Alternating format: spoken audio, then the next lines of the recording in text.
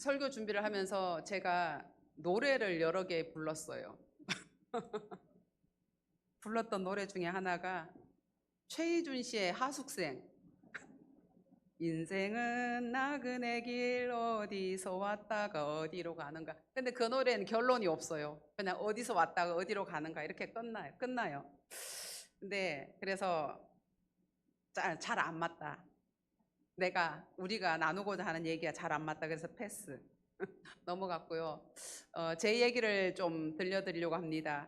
경상북도 울진군 죽변면 죽변4구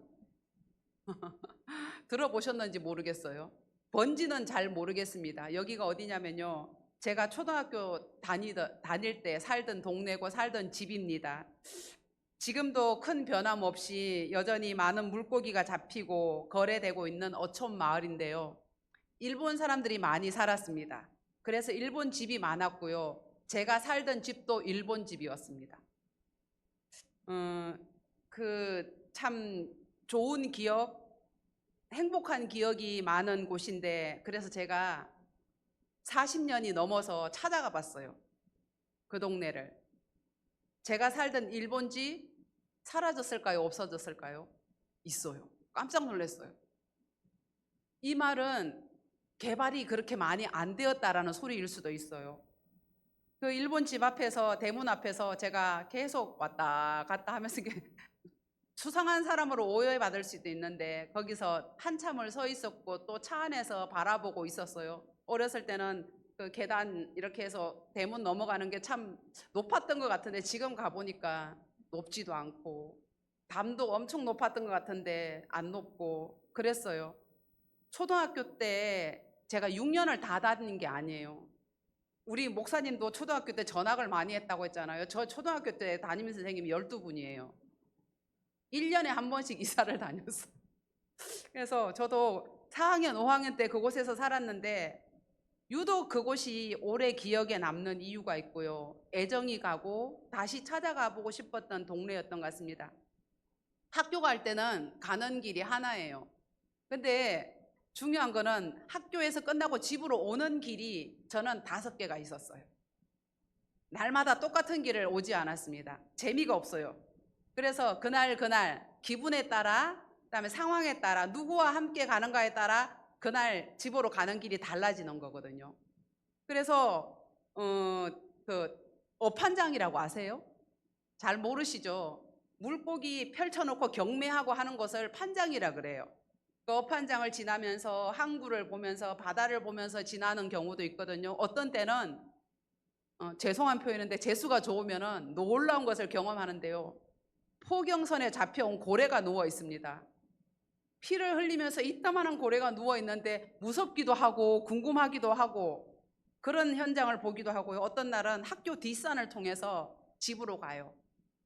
오솔길을 걸어서 가다가 참꽃도 따먹고, 참꽃 아세요? 진달래. 참꽃도 따먹고 도토리도 줍고 국화도 보고 하면서 소풍 온 것처럼 그렇게 재미나게 갔고, 어떤 날은 장날이에요.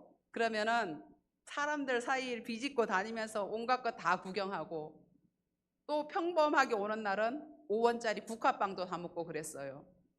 참 많은 기억이 있고, 그 기억들이 저를 참 풍성하게 했고 행복하게 했던 그 기억이 있는데, 우리는 누구에게나 오래도록 기억되고 또 생각나는 그런 시간과 사건과 장소와 사람이 있을 겁니다. 지금의 나는 과거와 그 과거의 나를 해석해 줍니다. 과거가 내 인생에 어떤 의미인지, 어떻게 지금의 나를 만들어 주었는지를 말해 줄 수 있습니다. 나의 과거가 어떻게 재해석되는가를 보면은 지금의 내가 어떤 사람인지를 알 수 있습니다. 말해 준다라고 생각합니다. 저는 길을 참 좋아합니다. 심리 테스트 할 때 선생님들이 길 그려보라고 하잖아요. 어떤 길을 그리세요? 어떤 사람은 반듯한 길을 그리고 어떤 사람은 꼬불꼬불한 길을 그리잖아요. 저는 후자입니다. 저는 반듯한 길 너무 싫어합니다. 뭐 굴곡이 많네요, 상처가 많네요, 아픔이 많네요, 이래도 할 수 없어요. 저는 그 길이 좋습니다. 사진이나 이미지를 볼 때도 그렇고 실제로 제가 사진을 찍을 때도 그렇고 어딜 갔는데 이렇게 꼬부라지는 길이 나오면 저는 절대로 그냥 안 갑니다. 꼭 사진 찍습니다. 그래서 바탕화면에 적어도 한 번은 띄웁니다. 약속 시간이나 정해진 게 아니면은 저는 고속도로 잘 안 가려고 합니다. 흙길, 구부러진 길. 가다 보면은 저놈에 뭐가 있을까? 기대도 되고요. 마음도 편하고 볼 것도 많고 예상 못한 것들을 경험하게 됩니다. 그러다가 잘못 들어가서 다시 돌아서 나와야 되는 경우도 있습니다. 그럴 때 제가 하는 소리가 있습니다. 대한민국의 모든 길은 다 통한다. 이런 일들이 재미있습니다. 이것을 확대 적용해 보면은 인생의 모든 길은 통하는 길이 있다. 여러분 생각은 어떤지 모르겠지만 길게 제 이야기를 좀 해봤습니다. 오늘 본문에 애굽왕 바로 앞에 선 한 노인 야곱을 보는데요. 대제국의 왕 앞에서 당당히 그를 위해서 복을 빌어주는 저 노인은 도대체 어떤 인생을 살아왔을까? 22년 전에 짐승에게 찢겨 죽은 줄 알았던 요셉이 애굽의 총리가 되었습니다. 그 아들이 마차를 보내줘서 그 마차를 타고 애굽으로 내려갔습니다. 이 사건은 그렇게 쉬운 일이 아닙니다. 아들이 성공해서 아버지를 부른다고 갈 수 있는 길이 아닙니다. 왜 그러냐면은 애굽은 하나님께서 약속하신 땅이 아니었기 때문에요. 가나안을 떠나면 큰일 나는 줄 알았습니다. 그런데 살기 위해서 애굽에 왔고요. 자신과 가족을 살려줄 왕 앞에 서 있습니다. 그런데 감히 머리도 못 들 왕 앞에서 왕을 축복합니다. 야곱에는 그럴 자리도 아니지 않습니까? 그럴 자격은 있습니까? 그럴 권위는 있습니까? 그런데 야곱은 그렇게 합니다. 왕이 질문합니다. 노인은 연세가 어떻게 되십니까? 우리 성경에는 내 나이가 얼마냐 이렇게 되게 건방지게 물었잖아요. 근데 우리말로 좀 풀어봤습니다. 노인은 연세가 어떻게 됩니까? 내 나그네 길의 세월이 130년입니다. 우리 조상들에 비하면은 내 나이가 얼마 못 됩니다. 그러나 험악한 세월을 살았습니다. 이렇게 얘기합니다. 이 장면이 그림으로 그려집니다. 한번 상상을 해보세요.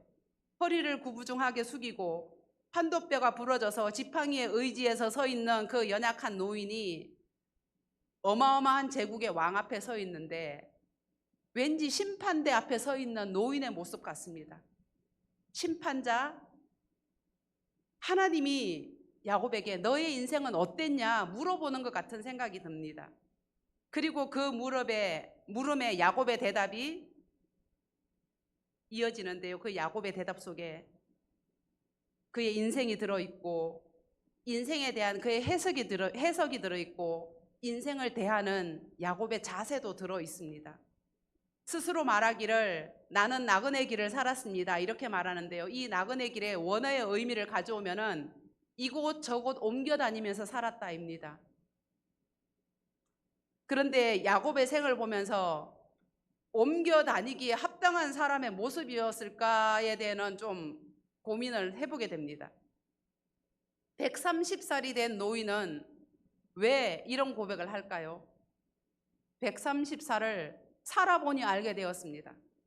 130년이 지난 지금에서 되돌아보니 알게 되었습니다. 살아온 순간순간을 회고해 봅니다. 지금 할 수 있는 것이 하나도 없는데 연약한 노인인데 그 노인의 입에서 나온 고백이 내 삶은 나그네 길이었습니다. 야곱이 어떤 사람입니까? 배고픈 형의 약점을 이용해서 하나님의 복을 알아서 미리 챙겼습니다.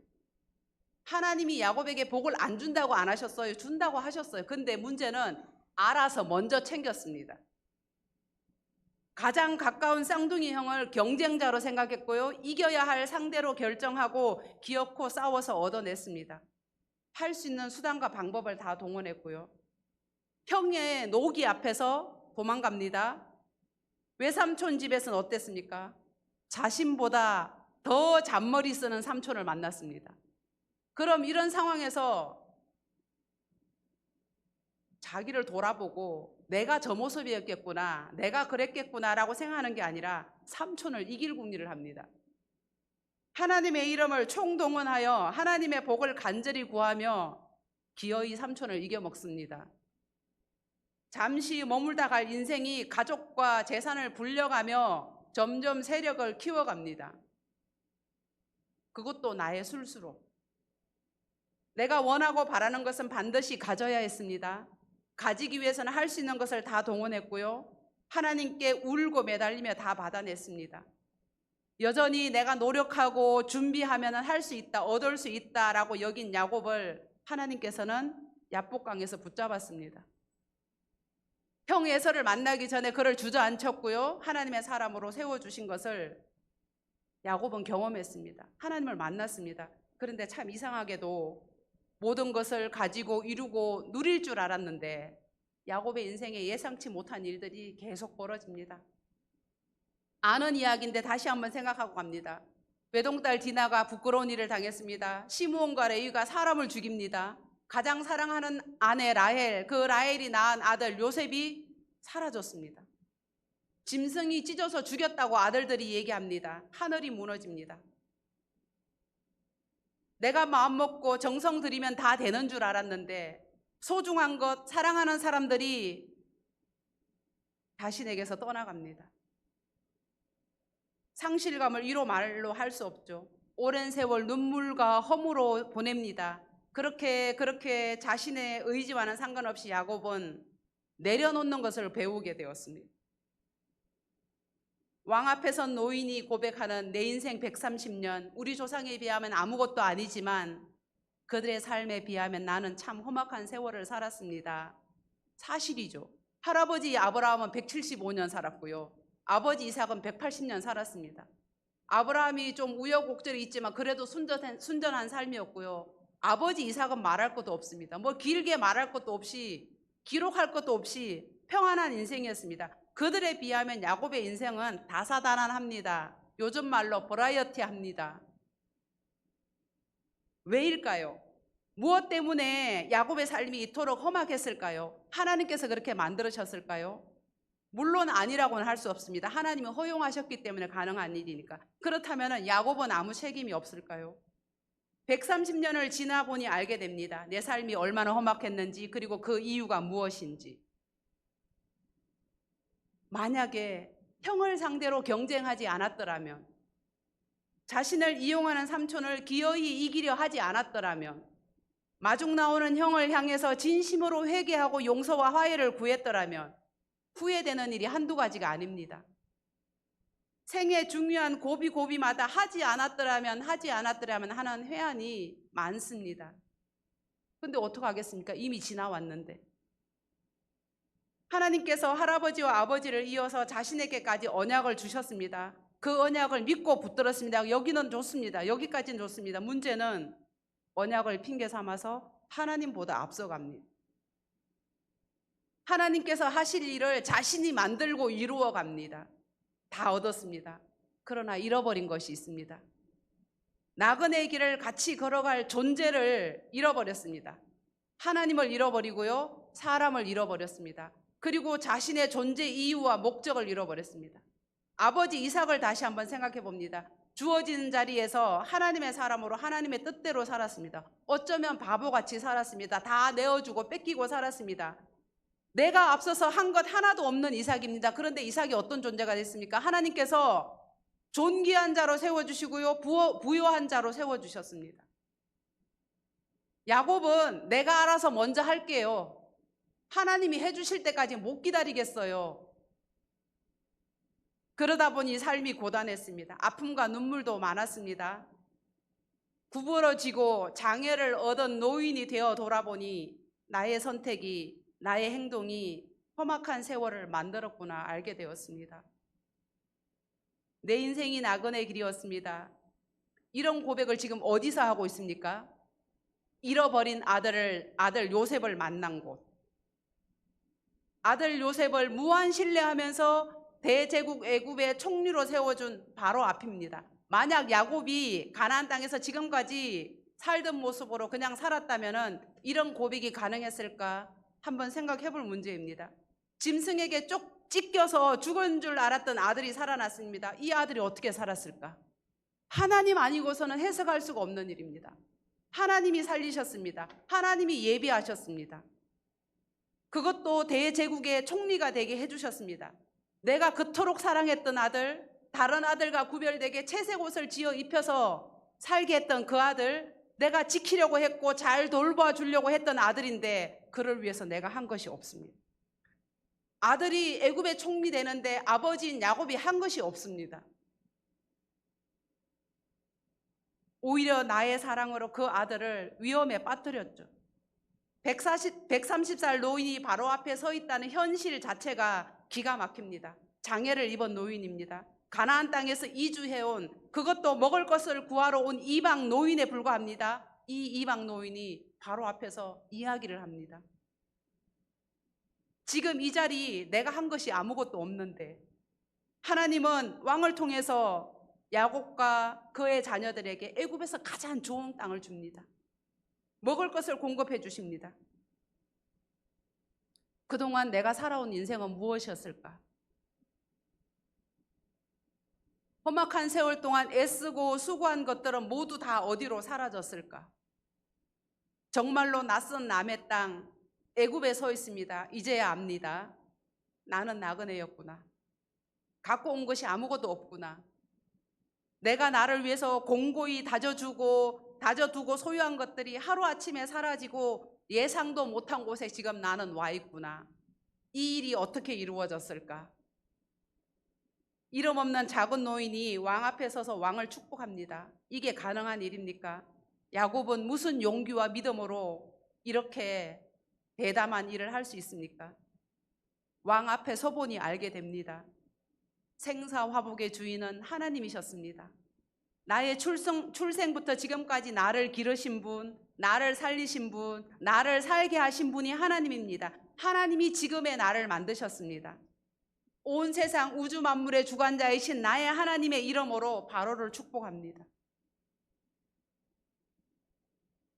바로 앞에서 경쟁할 이유가 있습니까? 주눅들 이유도 없습니다. 두려워할 것도 없습니다.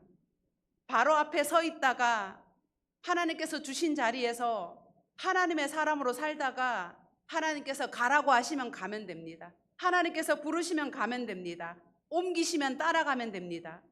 나의 하나님이, 우리의 하나님, 온 세상의 하나님 것을 인정하고 바로에게도 그 하나님의 이름으로 축복을 해줍니다. 내 삶이 나그네 길이었습니다. 이 고백과 인정이 있은 후에 야곱은 애굽에서 17년을 살았습니다. 이 17년은 이전의 130년과 다른 삶이죠. 왜 그러냐면은 내가 나그네 길을 살았습니다. 험악한 세월을 살았습니다라고 하는 이 고백의 전과 후입니다. 애굽에서도 야곱은 나그네였죠. 나그네 인생이 끝났을 때, 애굽 땅에서 야곱이 죽었을 때 야곱이 그 땅에 묻혔습니까? 아닙니다. 야곱은 가야 할 곳이 있습니다. 하나님께서 주신 약속의 땅, 가나안 땅으로 가야 합니다. 하나님께서 영원히 주겠다고 약속하셨던 가나안 땅으로 갔습니다. 야곱의 목적지는 가나안입니다. 그러나 그 목적지 가나안에 영원히 살게 될 때까지, 영원히 머무르게 될 때까지 그 가는 과정에서 만나게 되는 길은 누구도 알 수가 없습니다. 야곱이 어떻게 살아왔는가? 그렇기 때문에 약속하신 하나님 앞에서 살아가는 것이 중요합니다. 야곱의 길이 험악했던 것은 그 길이 험악해서 험악한 것이 아니라 하나님이 없어서 험악했다. 설령 하나님께서 열어주신 길이라 할지라도 하나님과 함께 걷지 않고 혼자 먼저 앞서서 걸어갔기 때문에, 하나님과 함께 발을 맞추지 않았기 때문에 지금 여기까지 살아온 우리는 우리 인생을 어떻게 고백할 수 있습니까? 저는 58년을 살았습니다. 여러분은 몇 년을 사셨습니까? 지금 이 자리에서 내 인생이 어떤 인생이다라고 한번 정리해보고 가볼 필요가 있습니다. 빠르면 빠를수록 좋겠죠. 우리가 우리 인생을 어떻게 고백하는가가 중요합니다. 왜냐면요, 이 고백 이후에 우리 인생이, 우리 삶이 달라지기 때문입니다.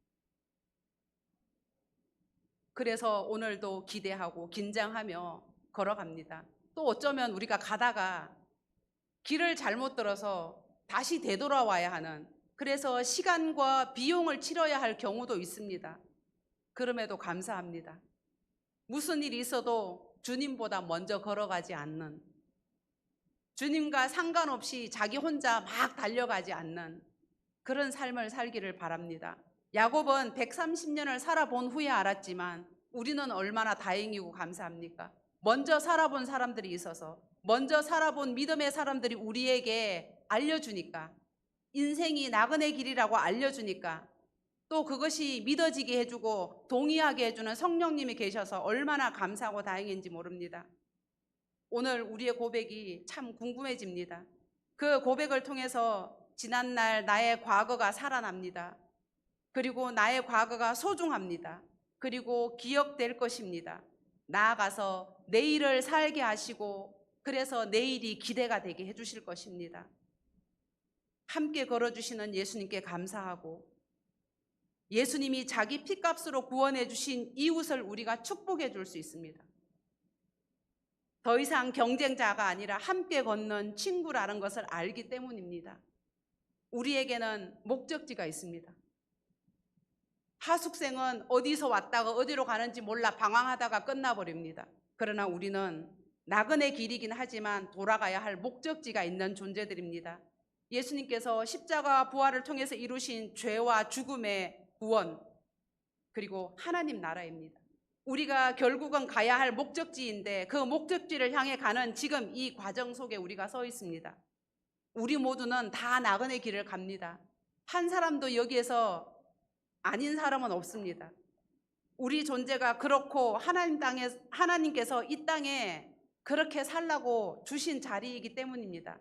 그러나 험악한 세월을 만나더라도 우리가 기억하고 감사하고 인정해야 할 우리 길입니다. 이 험악한 세월이 오늘 우리의 고백을 통해서 다르게 해석되기 때문입니다. 야곱은 이 험악한 세월을 돌아보면서 순간순간 하나님이 함께 하셨구나를 깨달았거든요. 우리도 마찬가지입니다. 험악한 세월이 느껴지고 험악한 세월이 보여졌을 때 생각해 보시면은 나는 몰랐었어도 하나님께서 그 순간순간 자리자리마다 함께 하셨다라는 것을 발견하게 될 것입니다. 야곱의 길이 나그네 길인 것이 아니라 인생이 나그네 길인 것을 야곱이 130년 만에 알았습니다. 미리 알았더라면 그의 삶이 어떻게 달라졌을까? 우리가 한번 소설을 써볼 수도 있겠죠. 구원 백성인 우리는 이 나그네 길을 어떻게 살아야 할까? 이게 오늘 우리의 숙제입니다. 날마다 십자가를 지고 부활 생명으로 살면서 예수님과 함께 걷는다면 풍성하고 아름다운 나그네 길이 될 것입니다. 나그네 길이 험악한 것이 아니라 하나님과 함께 걷는 나그네 길은 행복한 길이고요. 우리가 어느 순간 삶의 자리에서 예수님과 함께 걸어온 나그네 길이었다, 복되고 행복한 길이었다라고 이렇게 믿음으로 고백할 수 있는 우리의 신앙이 되었으면 좋겠습니다. 기도하겠습니다. 하나님 아버지, 야곱의 인생을 통해서 우리에게 말씀해 주시고 가르쳐 주시고 고개가 절로 끄덕여지게 해주셔서 감사합니다. 하나님께서 약속해 주신 그 믿음의 사람, 그 하나님의 약속을 내가 앞서가서 먼저 구했고 차지했고 잡으려고 했던 그 허무한 인생 나그네 길을 돌아보면서 후회하고 애통해하고 그럼에도 불구하고 하나님이 하셨습니다 고백하는 야곱을 보니 우리 삶을 돌아봅니다.